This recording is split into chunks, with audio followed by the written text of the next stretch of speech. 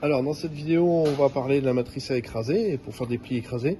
Donc la matrice c'est la SA 135-26 et le poinçon qu'on utilise c'est bien un poinçon de 26, c'est le top 175-26. Donc cette matrice est un peu particulière à écraser, à programmer parce qu'elle est mobile. Donc on va voir les petits trucs qu'il faut connaître. Elle va se programmer en deux temps. Donc là, on va vérifier donc, le numéro du programme, l'épaisseur de la tôle, et là j'ai la longueur. Donc moi j'ai un petit bout, je vais faire 100 entre. Voilà. Une fois que j'ai fait ça, je vais dessiner ma pièce. Donc tac, tac, voilà. Et puis le retour, voilà, on va faire un retour à 17. Donc, et je vais valider. Donc là, il faut que je choisisse le poinçon. Le poinçon, on n'en propose qu'un seul. La matrice, on n'a qu'une seule de proposer.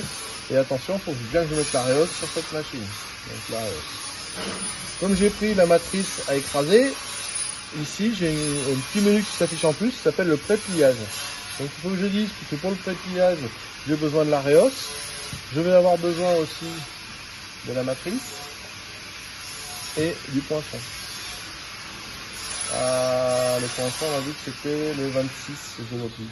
Alors, hop, 125-26, ok. Et là, je peux valider. Donc, j'ai bien deux étapes qui seront réalisées.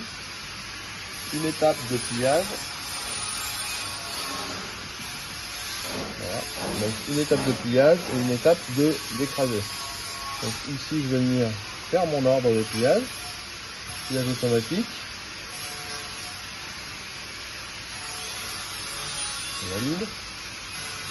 Ok, donc la matrice me propose un premier pli, lecture, dans la machine ici. Voilà. Si je laisse ça comme ça, je vais avoir un problème parce que vous voyez que les butées arrivent quand la matrice est fermée.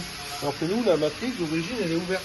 On pourrait la maintenir fermée en écrasant et en enserrer ici, pour faire des pièces précises, on va dire, sur l'angle. Mais ça ne nous intéresse pas, nous on voudrait pouvoir la programmer ouverte pour pas avoir à la verrouiller à chaque fois. Et si on veut faire ça, il faut cliquer là-dessus. Là, vous voyez que les butées arrivent bien sur la position matrice ouverte. Donc c'est bon, en avant. Donc une fois que j'ai fait ça, la pièce passe en dessous. Donc on va venir se mettre ici. On va venir fermer le tube et écraser. Donc on peut faire lecture pour voir tout ça. Ok, je vais lancer la simulation. Donc voilà, la machine a calculé la simulation et maintenant je vais pouvoir faire le programme CM. Une petite résistance vers un dossier. Okay. Donc là il m'a pris la bigorne, c'est peut-être pas génial mais bon, pile poil la longueur. Voilà. Donc là on est prêt à faire feu, je vais réactiver le moteur. Ok, je vais lancer, et là quand je veux lancer j'ai un problème angle de poinçon supérieur à l'angle de pliage.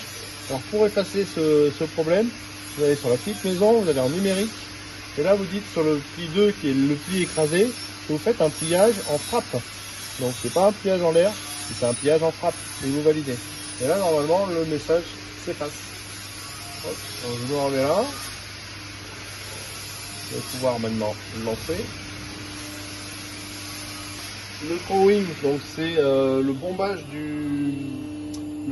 la table. Donc il ne peut pas se faire parce que la machine n'est pas en haut.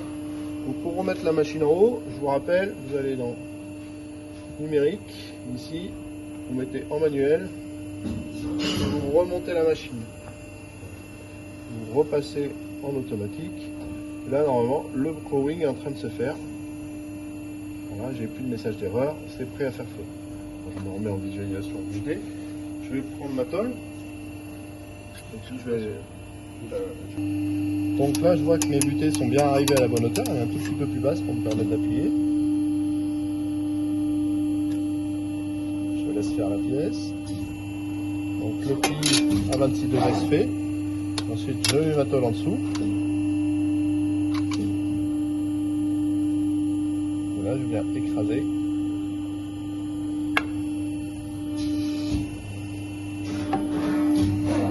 Voilà, j'ai bien mon pli écrasé qui s'est fait.